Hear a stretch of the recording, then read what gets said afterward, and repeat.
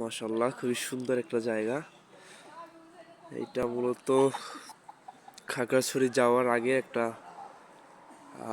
স্থান। যে এটাকে রাবার জায়গা নামে পরিচিত। এটা রাবার বাগান। এই কষ থেকে মূলত মনে হয় রাবার তৈরি করা হয়। এই যে,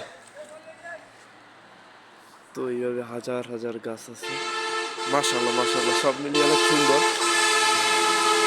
এই যে, আমি তো প্রথমে ভাবছিলাম যে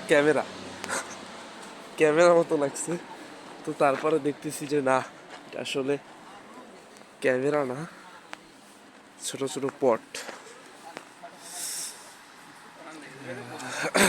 খুবই সীমিত সময়ের জন্য দাঁড়িয়েছে গাড়ি এই জায়গায় নাস্তা করার জন্য।